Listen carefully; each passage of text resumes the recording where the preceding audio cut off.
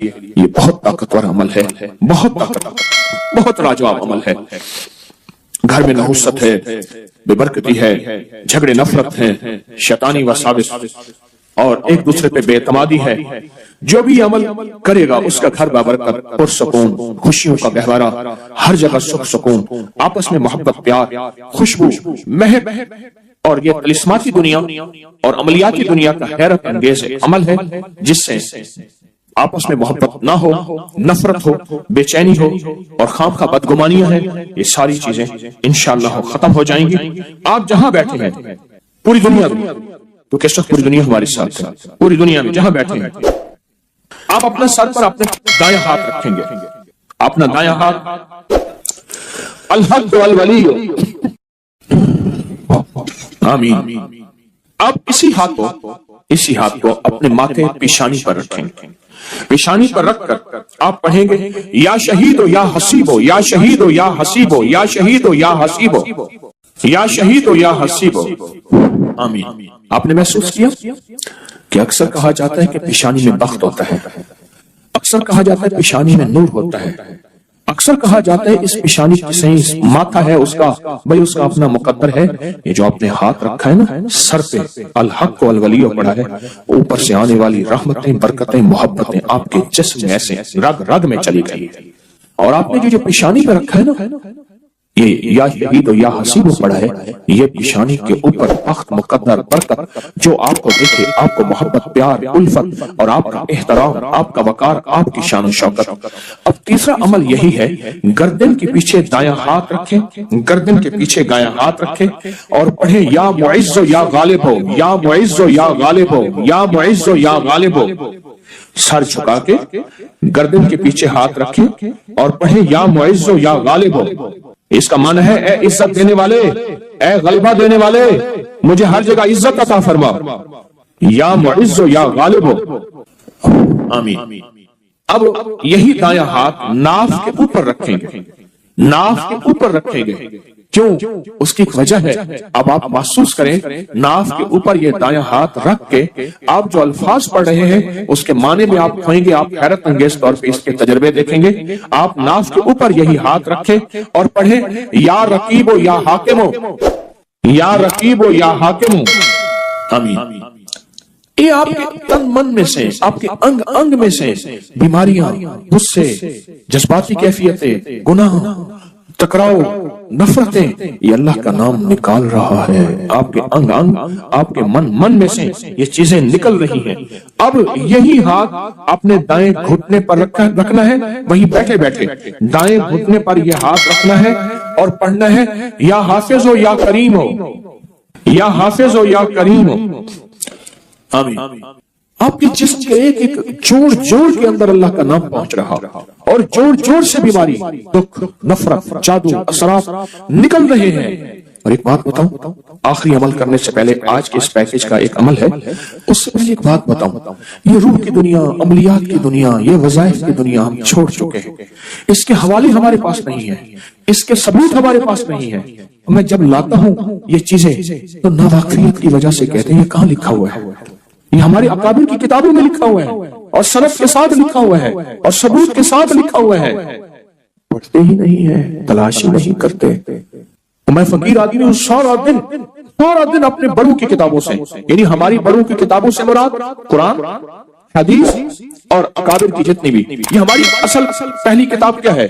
قرآن ہے، پھر حدیث ہے، اور پھر ہمارے جتنے بھی بڑے ہیں ان کی کتابوں میں یہ عمل موجود ہے، ہمارے بڑوں کی کتابوں میں یہ عمل موجود ہے، اور ایک ایک رگ سے بیماری، دکھ، تکلیف کو نکالتے ہیں۔ اب بائیں گھٹنے پہ ہاتھ رکھیں، سر چکائیں، ڈوب جائیں اور پڑھیں یا شکور یا فتاح ہو، یا شکور یا فتاح ہو، یا شکور یا فتاح ہو، آمین۔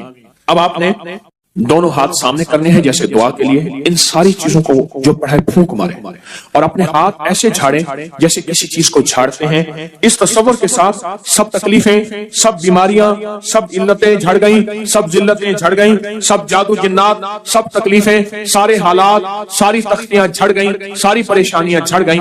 آپ نے ہاتھوں کو جھاڑ لیا، الحمدللہ، اللہم لک الحمد ولک الشکر، بہت طاقتور عمل کر لیا، بہت طاقتور عمل کر لیا۔ اور جو عمل اجتماعی کیا جائے اس میں کوئی رونے والا، کوئی دھونے والا، کوئی ولی، کوئی غوث، کوئی کتب، کوئی ابدال، کوئی اللہ کا پہنچا ہوا، کوئی ہستی، اس کی قبول تو سب کا قبول۔ موت کے وقت اس کو شربت پلایا جائے گا۔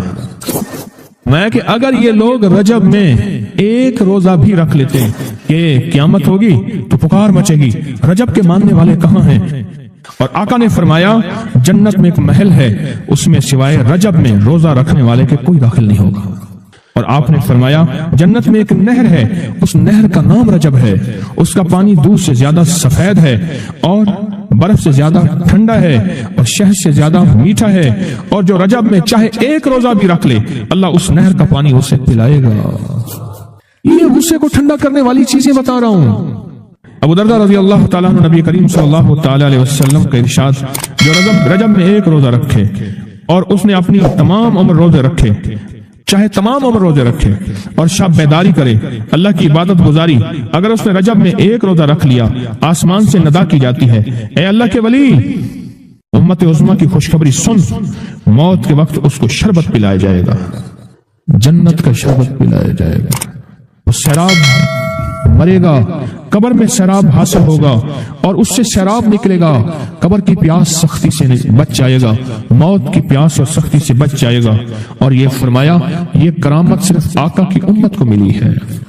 حضرت صوبان فرماتے ہیں ایک دفعہ آقا چند قبروں پر سے گزرے، رو دیے۔ صوبان نے پوچھا تو آپ نے فرمایا میں نے اللہ سے دعا کی کہ ان کے عذاب میں تخفیف ہو جائے، اور صوبان اگر یہ لوگ رجب کا ایک روزہ بھی رکھ لیتے اور ایک رات عبادت کر لیتے ان پر کبھی عذاب نہ ہوتا۔ اور ایک رات سے مراد سے رات نہیں ہے ساری رات، یہ ابھی عبادت کر رہے ہیں، ہاں یہ نہیں ہے ساری رات، شام ڈھلتے ہی مغرب کے بعد رات ہو جاتی ہے رات کا کچھ حصہ۔ ابھی آج جیسے شب جمعہ میں ہے، رجب میں آج عبادت کر رہے ہیں، آپ کو خوش قسمتی مبارک، عبادت کر رہے ہیں، ابھی مغرب پڑھی، ابھی ہم ذکر کریں گے، عبادت کریں گے، اللہ کا ذکر کریں گے، پھر عشاء پڑھیں گے، دعا مانگیں گے، یہی تو عبادت ہے۔ میں کہ اگر یہ لوگ رجب میں ایک روزہ بھی رکھ لیتے اور عبادت کر لیتے کسی رات کی، ایک رات کی، ان پر عذاب نہ ہوتا۔ میں نے عرض کیا یا رسول اللہ صلی اللہ علیہ وسلم کیا صرف ایک روزہ اور ایک رات کی شب بیداری سے عذاب قبر نہ ہوگا؟ فرمایا ہاں، قسم ہے اس کی ذات کی جس کے قبضے میں میری جان ہے، کوئی مسلمان مرد ہو یا عورت ایسی نہیں رجب میں ایک روزہ بھی رکھ لے اور ایک رات کی شب بیداری کرے مگر اللہ اس کے لیے 1 سال کی عبادت لکھے گا جس میں اس نے روزہ رکھا اور شب بیداری، 1 سال وہ جس میں ساری رات جاگا اور سارا دن روزہ رکھا، اتنا ثواب ملے گا۔ اور آپ نے فرمایا کہ اللہ کی طرف سے ایک منادی ندا کرتا ہے، اے رجب میں روزہ رکھنے والو اللہ کی پناہ میں جنت میں داخل ہو جاؤ۔ اور ہاں فرمایا کہ قیامت ہوگی تو پکار مچے گی، رجب کے ماننے والے کہاں ہیں؟ اس وقت حجاب کے اندر سے ایک نور نکلے گا جس کے پیچھے سے جبرائیل، میکائیل، اسرافیل ہوں گے، یہاں تک کہ رجب کے ماننے والے اس نور سے گزر کر پہنچ جائیں گے جو ان کے لیے تیار کیا ہوگا اور اللہ کو سجدہ کریں گے۔ اللہ پاک فرمائیں گے تم اپنا سر سجدے سے اٹھاؤ، یہ سب دنیا میں ادا ہو چکے ہیں، اب منازل عزت کی طرف چلو، اب منازل عزت کی طرف چلو، اب منازل عزت کی طرف چلو۔ اللہ اکبر۔ اور فرمایا مغفرت ہوتی ہے اور اللہ انبیاء کی توبہ قبول کرتا ہے۔ اس رجب کے ایک روزے اور ایک تھوڑی سی عبادت سے اللہ اولیاء کو دشمنوں سے چھڑاتا ہے، اور 3 چیزیں اللہ کے ذمہ ہیں، معافی، باقی عمر کی عصمت، اور تیسری یہ کہ بڑی پیشی، یعنی روز قیامت پیاس نہیں لگے گی، روز قیامت پیاس نہیں لگے گی۔ یہ چھوٹی چھوٹی باتیں، یہ چھوٹے چھوٹے دن، یہ چھوٹے چھوٹے لمحے آتے ہیں، اور آتے اس لیے ہیں کہ ہمیں کچھ دے جائے، اگر اس کا غصہ ہے بھی ٹھنڈا ہو جائے، اگر اس کی ناراضگی ہے بھی ٹھنڈی ہو جائے۔ اللہ اکبر۔ فرمایا آپ فرماتے ہیں جبریل نے مجھے خبر دی ہے جب رجب کی پہلی رات ہوتی ہے اللہ ایک فرشتے کو حکم فرماتے ہیں اور وہ پکار کر کہتا ہے سن لو توبہ کے مہینے کا چاند نکل آیا۔ اس مہینے کا اللہ جبریل آواز دیتا ہے سن لو توبہ کے مہینے کا چاند نکل آیا، آ جاؤ اپنے لیے توبہ، امت کے لیے توبہ، اپنی نسلوں کے لیے توبہ، اپنی پچھلی نسلوں کے لیے توبہ، اپنے لیے، اپنے لمحوں، اپنی راتوں کے لیے توبہ، اپنے دن کے لیے ندامت اور توبہ۔ سن لو لوگو، جبریل کیا کہتے ہیں اور پکارتے ہیں کہ توبہ کے مہینے کا چاند نکل آیا۔ بس اس کے لیے بشارت ہے جو اس رجب کے مہینے میں استغفار کرتا ہے، اس کے لیے بشارت ہے جو رجب کے مہینے میں استغفار کرتا ہے۔ غصے کو ٹھنڈا کرنے والی یہ سعادتیں ہیں، اللہ کو ناراض کرنے سے دور کرنے والی یہ نعمتیں ہیں۔ عجیب بات بتاؤ، فرمایا جو شخص یہ چاہتا ہے، یہ غور سے سنیے گا، جو شخص یہ چاہتا ہے اللہ اس کی نسلوں کو معذوری اور مجبوری سے بچائے، معذور ہو جائے، کسی بھی چیز سے معذور ہو جائے اور مجبور ہو جائے۔ میں نے آپ کو اپنی مجبوری کا قصہ سنایا تھا، اس نے معذوری اللہ مجبوری سے بچائے، بے بس ہو جائے، مجبور ہو جائے۔ اور جو شخص یہ چاہتا ہے کہ اس کے ماتھے پہ نصیب اور بخت اور مقدر اتنا لکھا ہوا ہو انسان بھی پڑھ سکے، یہ میری خوشخبری یاد رکھیے گا، اتنا واضح ہو انسان بھی پڑھ سکے، بخت، نصیب، مقدر، عزت، دولت۔ اور تیسری، جو شخص یہ چاہتا ہے اس کی پیشانی کبھی سجدوں سے محروم نہ رہے اور فرشتے اس کی پیشانی سونگ کر بتا دیں کہ یہ وہ لوگ بندہ ہے جس کے سجدے واقعی تھے، تو فرمایا وہ کبھی بھی زندگی میں کسی ایسی اللہ کے دوست کی محفل کو تلاش کرے جو لازم شب جمعہ میں ہو۔ اور یہ وہ ہے، اللہ کا دوست میرا مرشد ہے، میں ان کا غلام ہوں، اپنی نہیں کہہ رہا۔ شب جمعہ یہ ہے، شب جمعہ جمعرات تسبیح خانے میں، اور پھر تسبیح خانے میں دعا ہوتی ہے، تھوڑی دیر کی یہ محفل ہوتی ہے۔ فرمایا آنے والے حضرات اور پوری دنیا میں اس میں شامل ہونے والے حضرات آن لائن وہ اپنے بخت پیشانی پہ نصیب لکھواتے ہیں، سجدوں کی خوشبو بنواتے ہیں اور اللہ کے خزانوں سے پاتے ہیں، یہ وہ خوش قسمت ہیں جو شب جمعہ کا انتظار کرتے ہیں۔ کیا نصیب ہے، کیا مقدر ہے۔ آئے میں آپ کے خط کا ایک دوسرا حصہ بھی پڑھ کے سناتا ہوں، اور ہم ایسی اللہ سے دوستی کریں۔ سنیں، ایک بار میں اور امی اپنی گندم کے کھیت خالی ہونے پر جو پیچھے بوٹی اور گھاس رہ جاتی اسے آگ لگا کے کھیت تو خالی صاف کرنے کے لیے آگ لگائی۔ گندم کا نا کاٹ کے ایک چیز آگ لگا دیتے ہیں، یہی دانے صاف کر رہے، آگ گرمی کی وجہ سے اتنی جلدی پھیلنا شروع ہوئی کہ ہم دونوں ماں بیٹیاں گھبرا گئیں، آگ ان لوگوں تک نہ پہنچ جائے۔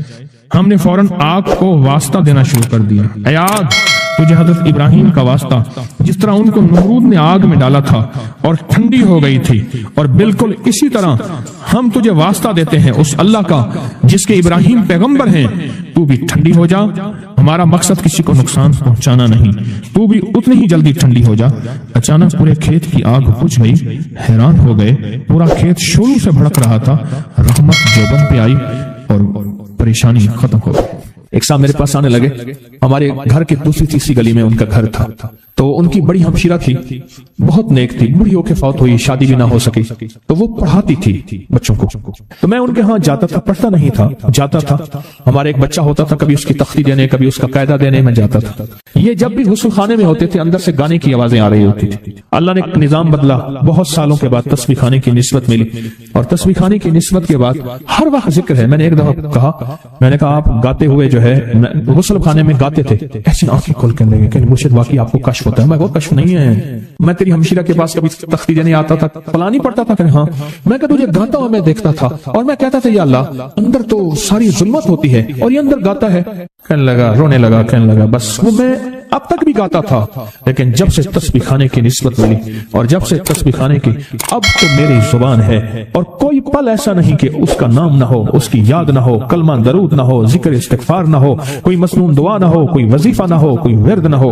اب تو عالم یہ ہے، ہر پل آفات آ رہی ہیں، مصیبتیں آ رہی ہیں، اس لیے فرمایا جب مرغ بانگ دے تو وہ دعا پڑھو، اللہم انی اسألک من فضلک، اے اللہ اپنے فضل کا تجھ سے سوال کرتا ہوں۔ میرے آقا کا فرمان ہے جب مرغ بانگ دیتا ہے، وہ صبح ہو، دوپہر ہو یا شام ہو، یہ ہمارا زندگی کا معاملہ ہے کہ مرغ جو دوپہر کو بانگ دیتا ہے اس کو ذبح کر دو۔ ایک دفعہ بندے نے ذبح کر دیا کہ یہ دوپہر کو بانگ آنے لائی تو اس کی وجہ سے پھر مصیبتیں آتی تھی، اس کو ذبح کر دیا۔ میں نے اس کو کہا، جب فرمان سنا تو پریشان ہو گیا، میں نے کہا آقا کا فرمان ہے میرے کملی والے کا، سرکار نے فرمایا جب کوئی عرش سے رحمت کا دروازہ کھلتا ہے مرغ وہ دیکھتا ہے۔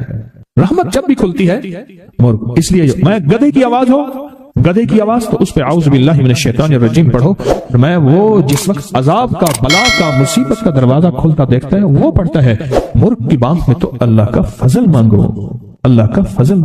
یہ پل پل کی دعائیں، یہ پل پل مانگنا، یہ پل پل کے لمحات، یہ پل پل کی اس کے سامنے، شہنشاہ کے سامنے گریا زاری اللہ کو پسند ہے۔ پھر اللہ پاک مرغ کو دکھاتا ہے یہ رحمت کا دروازہ کھلا ہے اور رحمت جا، یہ وہ بندہ ہر وقت میرا نام لیتا ہے، اس کے گھر پہ برس، اس کی نسلوں پہ برس، مولا کیا برسوں، رزق برس، صحت برس، عزت برس، شان و شوکت برس، وسعت برس، خیر برس، حفاظتوں کا نظام برس۔ اور عذاب کا دروازہ جب کھلتا ہے اور جو بندہ ہر وقت ذکر، دعائیں، تسبیحات، اعمال، تسبیحاں نہیں کرتا تو اس کے اوپر پھر عذاب، مصیبتیں برستی ہیں۔ ایک چیز اور بتا دوں، یہ بھی بہت ضروری ہے، اللہ سے وہ وقت نہ مانگیں جب ہماری زبان اتنا ذکر کرے اور ہماری آنکھیں اتنی روئے، اللہ کہے نہیں، اب تیری روتی آنکھوں میں مجھے ترس نہیں آئے گا، اب تیری یہ چلتی زبان پہ میرا ترس نہیں آئے گا۔ وہ وقت اللہ سے نہ مانگے۔ کون سا وقت؟ سب سے زیادہ ذکر، تسبیحاں، تہجد، سب سے زیادہ وظیفے، قرآن تلاوتیں، جیلوں میں سب سے زیادہ، یا ہسپتالوں میں یا کچہریوں میں۔ کیوں؟ وہاں بے بسی ہوتی ہے، وہاں بے بسی ہوتی ہے۔ تو میرے آقا نے فرمایا مصیبتوں اور تکلیفوں، بلاؤں اور مصیبتوں کی موجیں آئی ہیں تو ان کا اگر مقابلہ کرنا ہے تو ایسی دعاؤں سے جن کے اندر زاری ہو۔ کیوں؟ ایک بات اور سن لیں، ہم دعائیں پڑھتے ہیں، مانگتے نہیں ہیں۔ ہم دعائیں پڑھتے ہیں، دعاؤں کا مانگنا دل کی گہرائیوں سے، اندر کے درد سے۔ وہ تیری جو بھی زبان ہے، ہندی ہے، سندھی ہے، وہ دنیا کی کوئی بھی زبان ہے، اس زبان کو رب جانے، رب کے فرشتے جانے، اور اللہ اس پہ مہریں لگاتا ہے۔ پھر دعاؤں کے ساتھ زاری کو جوڑیں، ایک درویش تھے، لوگوں کو اللہ سکھاتے تھے۔ ایک جنگل میں جا رہے تھے سفر میں کہیں، تو ایک جگہ جو ہے رات پڑ گئی، ایک درخت کے نیچے قیام کیا۔ جب قیام کیا تو رات کو آنکھ کھلی تو سنا کہ دو بندے آپس میں باتیں کر رہے ہیں، آنکھیں بند ہیں، کان کھلے ہیں، یعنی نیند کھلی ہوئی ہے۔ جاگتے میں آواز آئی، ایک بندہ کہنے لگا اس کو ہم چھیڑیں، تنگ کریں، یعنی کسی بیماری میں، کسی دکھ میں، کسی تکلیف میں، کسی مشکل میں، کسی پریشانی میں، کسی ناکامی میں، کسی الجھن میں اس کو مبتلا کریں۔ دوسرا کہنے لگا چھوڑ، تجھے اس نے کیا کہا ہے، تو اس کو کیوں تنگ کرتا ہے؟ نہ میں اس کو تنگ کروں گا۔ ایسے کام جاتے جاتے کسی کو انگلی لگا دی، کسی کے آگے پاؤں کر دیا، پاؤں کے بل گر گیا۔ وہ کیا کر رہا ہے؟ بعض لوگوں کا مزاج ہوتا ہے، یہ لوگوں کے مزاج میں کمی ہے، شیاطین کا مزاج ہی یہی ہے، اس لیے جو اس مزاج کا بندہ اس کو شیطان کہتے ہیں۔ عمومی معاشرے میں نا بڑا شیطان آدمی، اس کا کام لوگوں کو تکلیف دینا ہے، تو اس نے کہا اس کو تکلیف نہ دے۔ اچھا یہ سن رہا ہے، اس نے کیا کیا؟ دل ہی دل میں شہد اللہ انہ لا الہ الا، یہ قرآن پاک کی دو آیت ہیں بغیر حساب تک انمول خزانے میں، قرآن پاک کی آیت ہے کہ اس نے دل ہی دل میں پڑھ لی، بس ایک دفعہ پڑھ لی دل ہی دل میں۔ جب دل ہی دل میں اس نے پڑھ لی، اس نے پڑھ لی، اب دوسرا کہتا ہے جو نیک تھا، شریف تھا، ایک شریر تھا، انہوں نے کہا اب بتا، تیری اور میری ذمہ داری، ڈیوٹی لگ گئی ہے، صبح تک کسی حفاظت کرے۔ تجھے کہا تھا نہ چھیڑے اس کو، اب تیری میری ذمہ داری لگ گئی ہے کہ صبح تک اس کی حفاظت کرے۔ اس نے کیا کیا؟ بے بس تھا۔ دو جنات ہیں، ایک شریف ہے، ایک شریر ہے، اور مجھے تکلیف دینا چاہتے ہیں، کیا کرے؟ اس نے فوراً اس ہستی کو پکارا جس نے کہا تھا اماں، اس نے فوراً اس ہستی کو پکارا جس کے ہاتھ میں کائنات کے سارے راز، طاقتیں، قوتیں ہیں۔ اس ہستی نے کیا کیا؟ اب ان کی ڈیوٹی لگا دے، اب ان کی ذمہ داری لگا دے کہ صبح تک اس کی حفاظت کریں جب تک وہ نہ جاگے۔ پہلے دن سے ہمارے ساتھ دشمنی کا فیصلہ ہے، پہلے دن سے ہمارے ساتھ دشمنی کا فیصلہ ہے، پہلے دن سے